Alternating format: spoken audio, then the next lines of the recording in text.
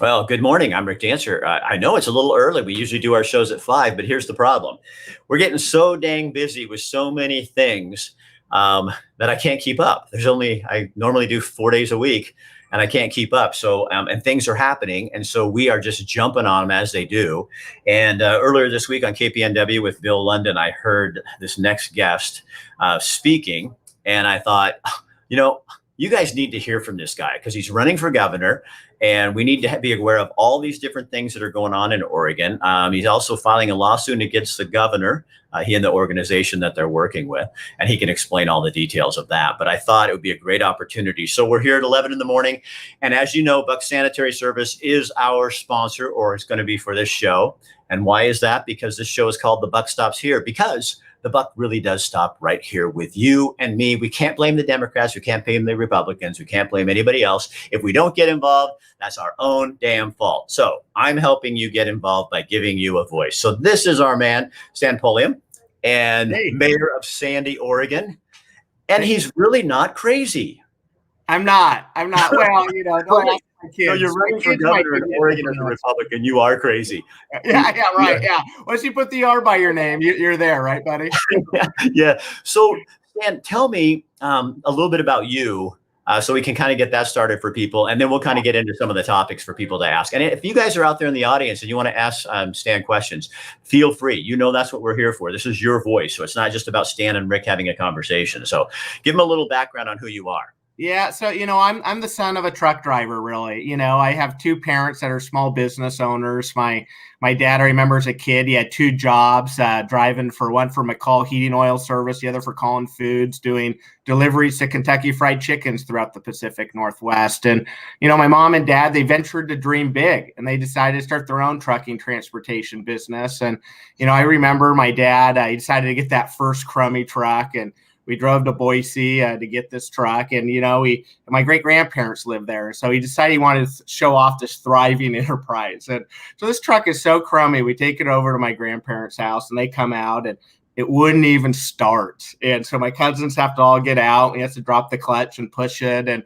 finally it gets going. And I watched my mom and dad grow that business to one that had a phone in our dining room table, one of those that actually had to plug into the wall at the time. And like all business owners, right, you sit there and you just, oh my goodness, I hope that phone rings. And it did. It rang about 2 times a day to start, and it really just developed into a business that as kids didn't want for much, helped put all 3 of us through college, and left me with some foundational feelings, Rick, about, the American dream. And really, I always bring it up because it really lets business owners, people who grew up in a house of business owners, know that I know what it's like to grow up and hear, people bitching and moaning about government being in the way, and how much better they would do if they would just, let them flourish and do the things, their own opportunity. And then I became one of those fortunate, lucky souls to become mayor of my hometown in Sandy. And Sandy's one of these communities, probably a lot like where people that are watching this live, where, we have our local Main Street business owners are the sponsors of our local T-ball and basketball teams. I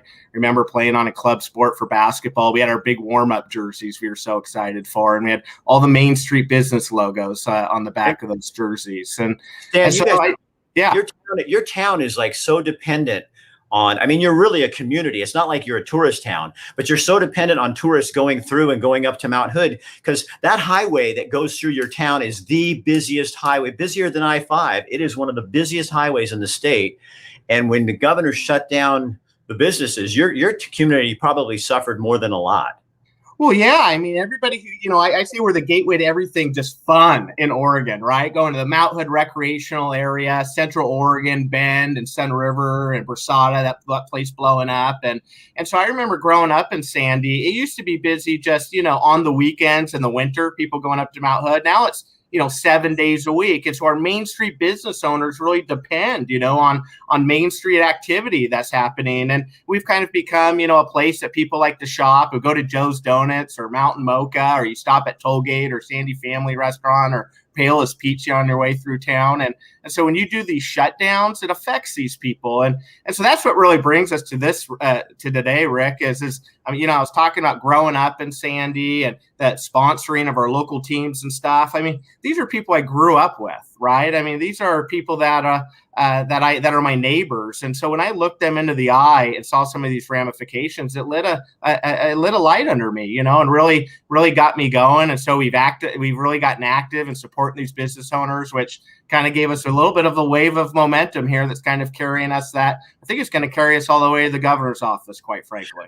So when was the moment you thought, okay, I'm going to take this mayoral thing? I mean, you've worked on campaigns. You're not like some television news anchor who, you know, wants to do this for their first career, thinks this would be a great thing, and jumps in with his eyes closed and realizes, oh my God, this is really hard. You've done this for other people before, so you're not a novice like I was. But what was the moment when you said, you know what, I'm going to take this from Sandy Mayor to governor of Oregon? Well, one, I just got to say, as a Duck alumni in the early 2000s, Rick, man, I was ecstatic for that run. I mean, I was a fan of yours running for Secretary of State there. You know, for us, what it was is you think about just what Mackenzie and I, we're just a middle-class family with middle-class problems living in suburban Oregon, right? And so I'm a mayor of my hometown, where that's dependent on our Main Street, like you talked about. And so dealing with these business owners and the ramifications for them and their employees, as a father of two little girls, Lucy and Olivia, that are in elementary school, and watching the ramifications of these shutdowns and the government teacher unions not allowing our kids back into school. I mean, you know, my wife started the Oregon Moms Union. In fact, as we speak, when we're done, I got to run and go pick up the kids, because she's going into Salem because they're dropping legislation this afternoon, making it mandatory for kids to go back to school in the fall. I mean, tell me more about that. I'm sorry to interrupt you, but that's going on today. That's going to be handed in today. That's going to be going on later today. There's outstanding, courageous representatives, and Vicky Breeze Iverson and others that are dropping this legislation. They have a big announcement going on later today, you know, and Oregon moms are just lucky to be a part of it, you know, quite frankly. And, you know, my wife, Mackenzie, her and her organization was a plaintiff on this federal lawsuit that we dropped earlier in the week. And so, you know, where you asked where it kind of come to, you know, run for governor. You know, we're hitting them in federal court. We're hitting them in the state legislature. We're fighters. We're fighters who have been dramatically impacted and seen our neighbors, our family, and our friends impacted on this. And so, yeah, you know, we got a little bit of momentum here. You know, we've got a vision for the state that we think, you know, will unify people for a great future. And so we're excited about it. I mean, we're really going through the motions here to make sure this is a successful effort.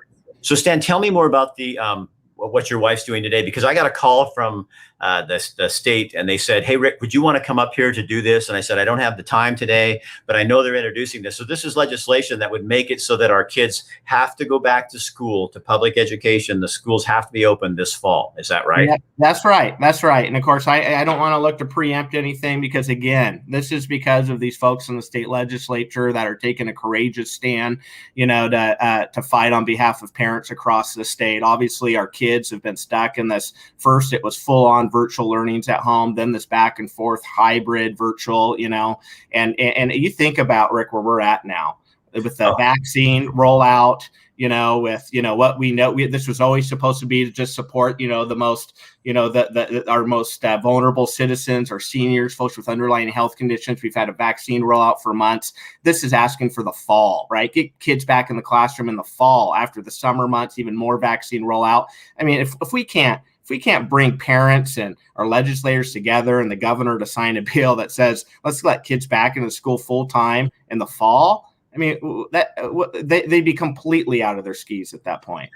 So you are running. Is it official that you're running? So we've announced an exploratory committee. What we're doing is we're on a listening tour right now. We were in Central Oregon last week, where we were at the coast earlier this week, and we're traveling around the state.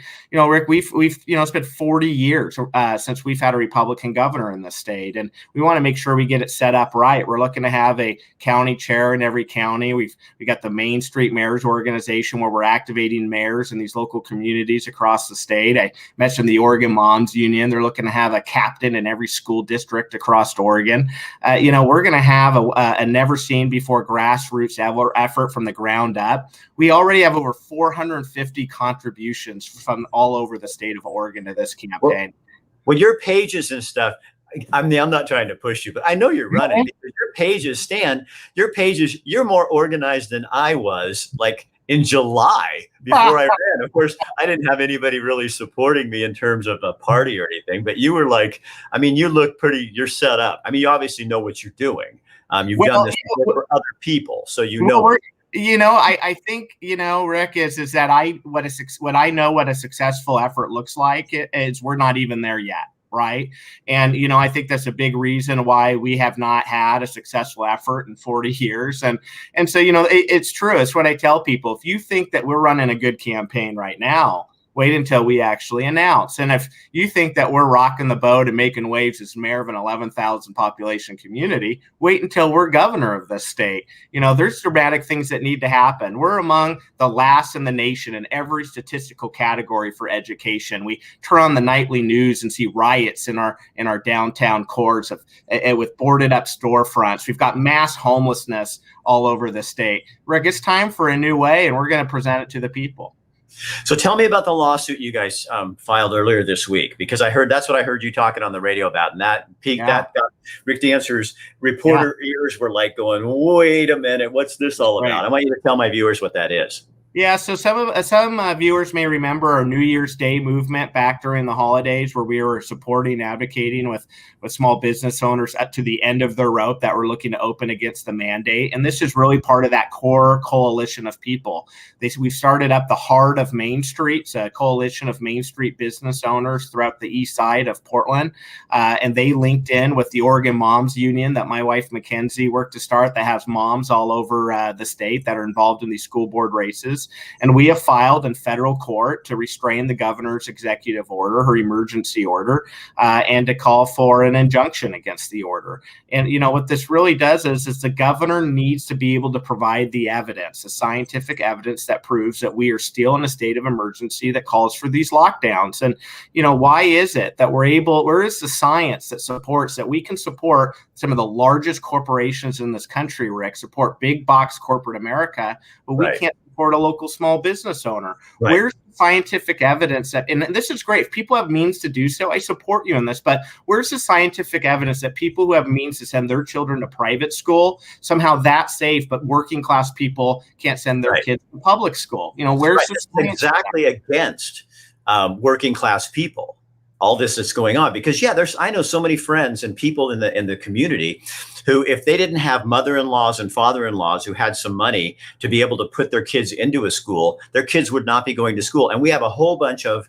underprivileged families that their kids aren't getting that education. So the very thing we say we do as Oregon, we're not doing for these people because of these restrictions. So the haves and the have-nots, the line is just even bigger. And you wait a couple of years down the road when you see education levels, and these kids are going to be way behind while and here's the thing I want people to know too. I had an email this morning where dozens and dozens of teachers were telling this woman to tell me, Rick, people are saying that the teachers don't support you in what you're saying. They do. There's a bunch of us out here, and we are tired of this, and we wish we could talk, but we can't because the OEA is so powerful. We can't say a word. And that's what people need to understand, is how this system works and who really runs the state of Oregon. Boom. I'm so glad you said it. There's so many politicians out there, and you're definitely not a politician, right? But there's so many folks around the political system that just will not call a spade a spade. It is the government teacher unions that are holding us back in the state. They're crippling our education system. They're holding our children further and further behind. We have to address that problem head on. And if we don't do it now, Rick, when will we do it? Because the spotlight is on. People talk about being woke. People are awoken. Young suburban families throughout the state that never thought that things that happened in Washington, D.C. and Salem that affected their lives, they're awoke. They are woke. They see what's going on. And I got God, you just coined a phrase. Yeah. Stan, you just coined a whole new phrase. I hope you use it.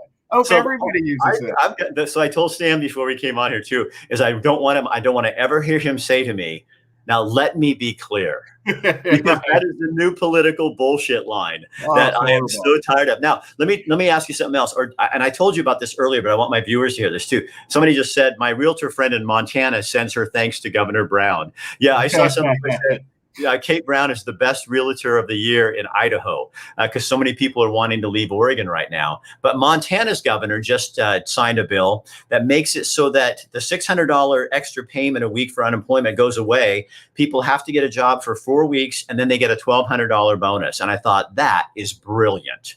Because we have a huge, tell them about, Stan, you were just in Toledo, yes. Little Toledo, Oregon, down on the coast, and tell them the problem that coastal communities are having right now, because people are getting away and coming back. Well, you tell it. That's your story. Yeah. So the mayor of Toledo had me out to Toledo on Monday morning. The Newport mayor was there. We were there at the Timber Bar and Grill, and a great young owner there who he took over the restaurant right in the middle of COVID, right? You imagine doing that. We had another pizza restaurant there. And so we're talking about, here's a community on the coast, and we have people all throughout Oregon that are tired of being bundled up in their homes. They're ready to go out on vacation. They're ready to go recreate at the coast. And the vast majority of their economic industry is tourism. People like us that like to go and get out and spend time out there. And all these restaurants that are trying to get back up on their feet, they got demand that's coming, and they can't hire anybody. They can't hire anybody to meet the demand. So they're finding themselves having to close down during certain days of the week. They're working their employees. They're getting exhausted. A lot of the times the husband and wife are in there having to do it themselves, working astronomical hours. And that's hard on their marriage and their family and their kids. And it's all because of, people in Washington, D.C. not paying attention to the ramifications on the ground for their decisions, Rick. So yeah, this is the first thing I've heard was from you this morning on this deal going on in Montana. I think that sounds outstanding. What a brilliant idea. And you said that and I'm just going to clarify, I don't mean to, I just want to make sure people hear this right. So it's not that they can't hire people. They have the business to hire people. Yes. They can't hire people because I have friends who put out a notice for employment, and they get 12 people sign up and nobody shows up for the interview. That's right. And see, that is not Oregon. That is not how people in Oregon are, or they never were. And we've created this new attitude where it's about us. And Oregon was always a state about what, and this is what Betsy Johnson said the other night. And I know you know Betsy really well too, is what we've lost in Oregon right now is the love of Oregon. Yes. When did people keep coming on here with Tom McCall? Tom McCall loved Oregon, but I'm going to throw another one in there. Tom McCall right behind me, sir. Absolutely. I'm going to throw Mark Hatfield. There's another one who loved Oregon. Wayne Morse loved Oregon. It was about Oregon first, and it was about your selfish needs as a politician second. And your need as a politician was to get what was done for Oregon. And that's what it was about, the people. And that's what we've lost. And so the people who are against me or hate me or everything like that, that's fine. But I remember Oregon and what it was. And yes, we've had problems and we've had racial issues, and everybody always has to bring that up when this happens. I'm talking about doing business for Oregon and getting all this taken care of. You really are excited about this, aren't you? Oh, I am. And Rick, you talked about Wayne Morse there. So I would just, people should download the PBS app. And they got an OPB section on there. They got this American Experience or Oregon Experience shows that was on Wayne Morse. And you watch him, and he's talking about how, government's hurting these local Main Street business owners, at the expense of large corporate America. And I was just thinking, wow, I became a huge Wayne Morse fan and found myself reading up on him a lot more after that. But you're right. What Betsy Johnson was saying there is correct. Oregon, we used to have a swagger about us. We used to tackle these problems in innovative and unique ways. Think of the bottle bill and our public beaches. And, we used to look at these problems and tackle them with this Oregon way, where we come together, and it wasn't Republican or Democrat. It was innovative and new, and it was practical and pragmatic. And, we're not far from that. We can get back to that. We've just got to start coming together again. See, and another thing Senator Johnson said the other day was, it used to be that what I know you would probably bring back to this office is what happened to negotiation. Right. It used to be you had, and that's the problem with the supermajority, which I keep trying to instill in my viewers, just to understand, we got us here by being apathetic and allowing people to redistrict and all these problems that have happened, and we can still get ourselves out of it. But we have to start pushing forward a little bit, and it's no longer. Go ahead. Rick, you mentioned negotiation. So, this New Year's Day movement that we led, where people were looking to open up against these restrictions. What did we do there? We were talking about opening at level high restrictions underneath that extreme, right? So 25% capacity, wearing masks, sanitation, social distancing. Our arm was extended and reached out looking for a compromise with the governor where we could just open up those doors. And you think about this bill that's being introduced here later this afternoon to get kids back into the classroom, mandatory 5 days a week in the fall. Many states have made this to make it mandatory right now, like the following week. This is trying to compromise and negotiate just for the fall. And I think what it shows is just how extreme the left has gotten here in Oregon, where, they can't even find these reasonable compromises to bring our neighbors here in Oregon together. So what's the what do you think the single most important thing let's say we get through this COVID thing? How do we get the economy back on track? That's going to be your big your big pain in the ass. Yeah. Well, I'll tell you, one way you don't do it is by just trying to artificially inject a bunch of cash into the economy, and say, I'm the I think of Reagan, I'm here, I'm the government, and I'm here to help. That's not how we do this. The way we do it is by getting rid of all the regulatory state that the state government has put into the way of these local small business owners, to really help spur economic activity in the main streets through these local communities throughout Oregon, and to really prop these folks up and really adopt a growth agenda. I think of, things like the project in Coos Bay, Jordan Cove, that would have offered thousands of jobs to that communities, in that area that have been devastated by a once great timber industry going away. And, that was a very environmentally realistic project that should be coming in. Not enough people talk about it. If we're not doing that here in Oregon under our, regulations and stuff for energy, guess who's doing it? The Middle East and Russia, and do you trust Oregonians and our efficiencies and our safety regulations over those of Russia and China and the Middle East? And so, those are the kinds of things we need to be talking about here in Oregon is energy comes from somewhere. When you turn on your lights and your TV, when you go to Buffalo Wild Wings and enjoy the game, that energy is coming from somewhere. And it's either going to come from bad actors or it's going to come from entrepreneurs and people within our sector right here and our neighbors, with family wage jobs here. And that's part of the conversation that we need to be having. And so, Rick, we're going to be looking to adopt a growth agenda, infrastructure. And I'm not talking about Joe Biden infrastructure, right? I'm talking about roads and bridges and ways that open up our economic commerce, here in the state. Those are the kinds of things that we need to be adopting here. We're Portland.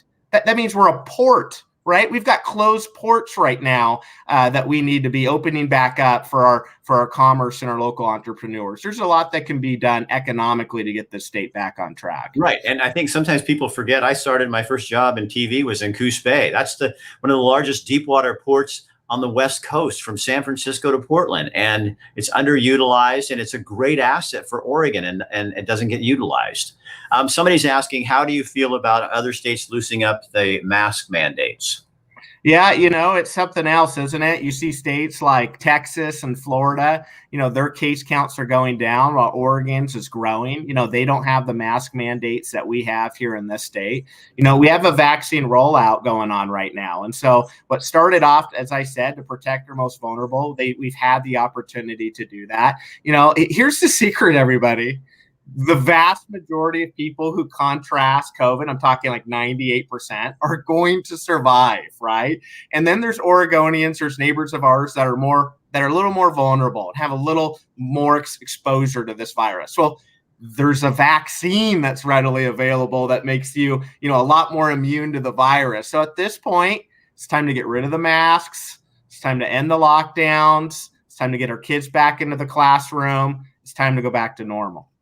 Somebody's talking. Annie's asking, what about new housing? Annie, tonight, I actually have Eugene City Councilor Mike Clark coming on with Amanda Parker, our local realtor. She's sponsoring the show. And we're going to talk about one of the problems in Eugene is our urban growth boundary. And the state requires that you come up with a plan, a 30-year plan. We don't have one.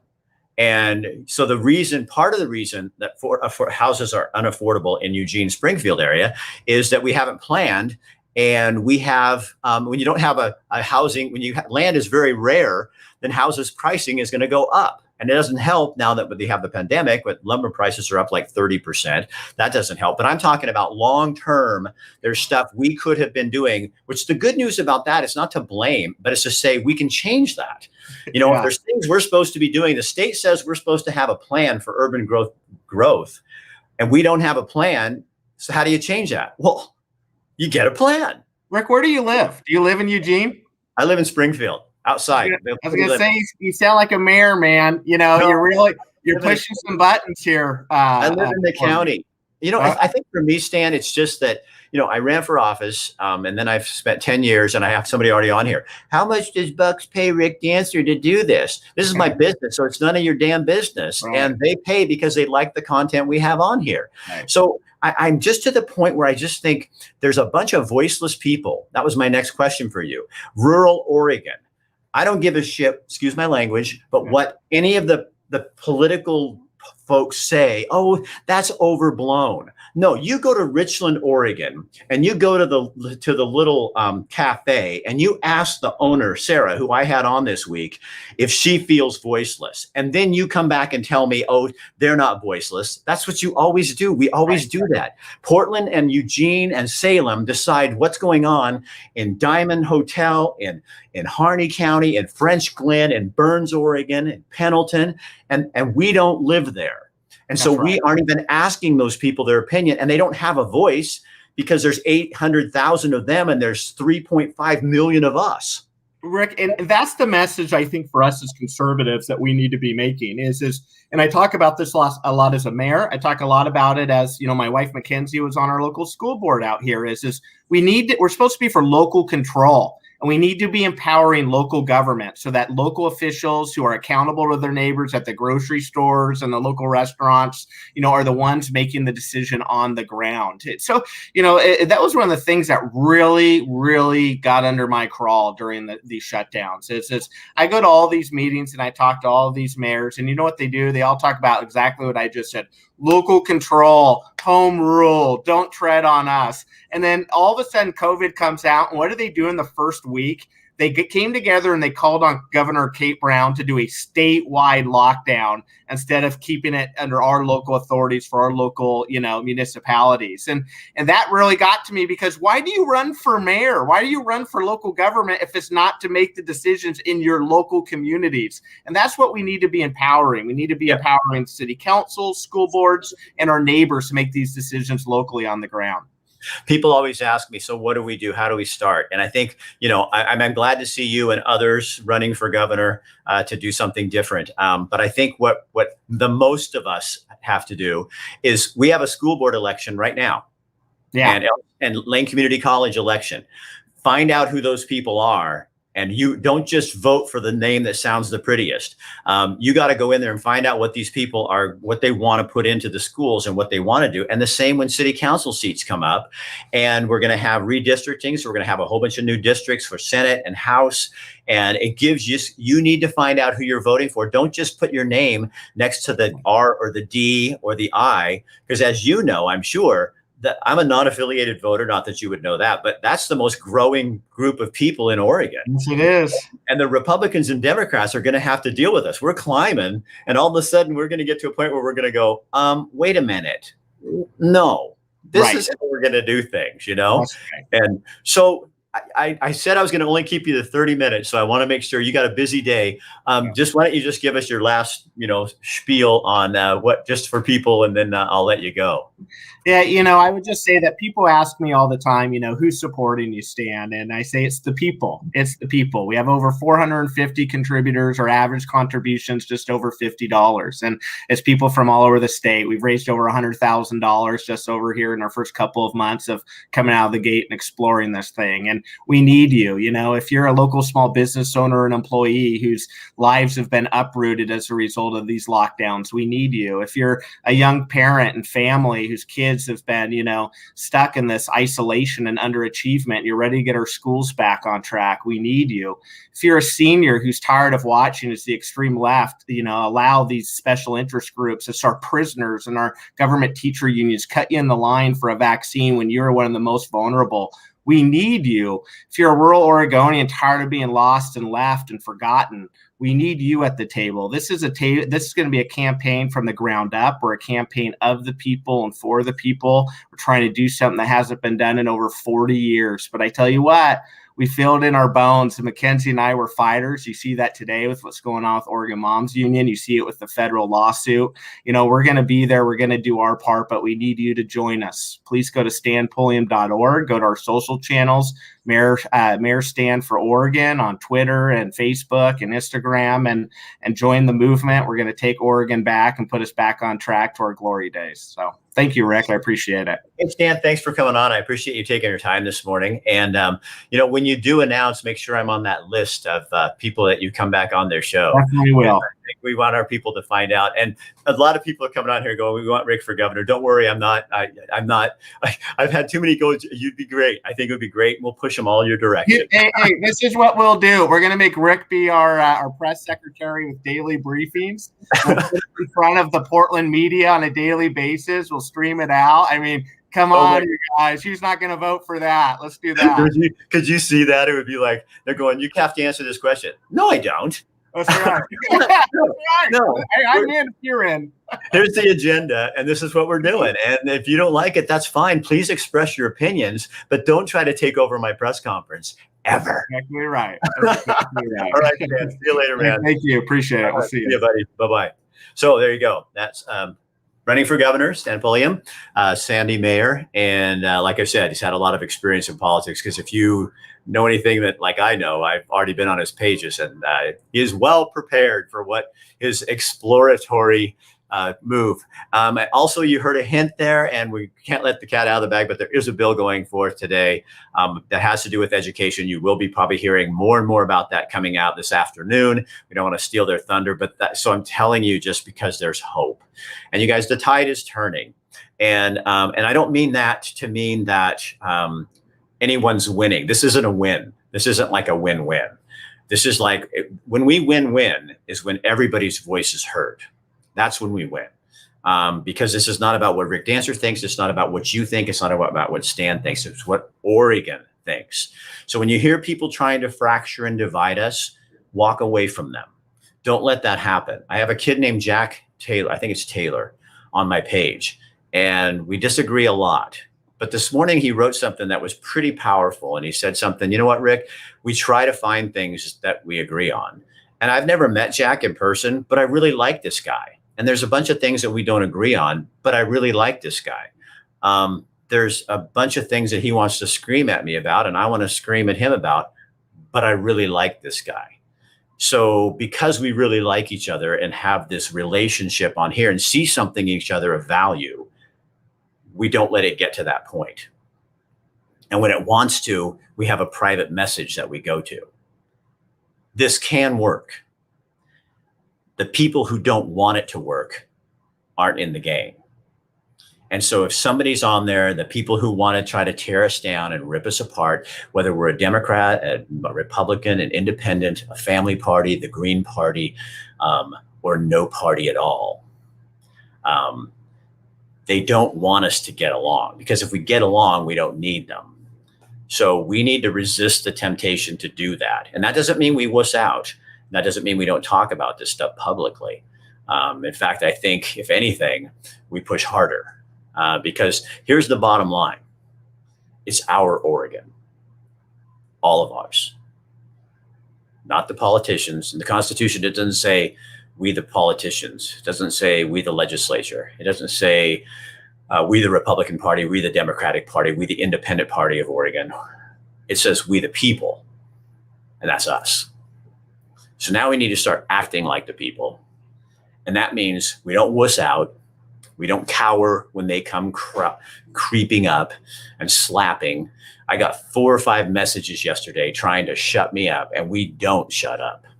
And I will not shut up. And they can come after me as they wish, but that's just the way it's going to work. So let's go do it. Let's go be Oregon. We don't have to do Oregon. We just have to be Oregon. And that's whatever you want it to be. Don't let anybody tell you. Nobody can cancel you unless you let them. It's like a great book I read.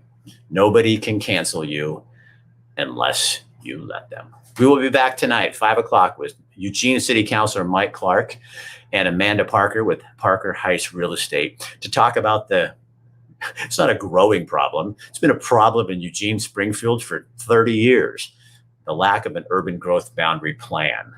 And you want to know why your housing costs are going up? We'll find out tonight. I'll see you.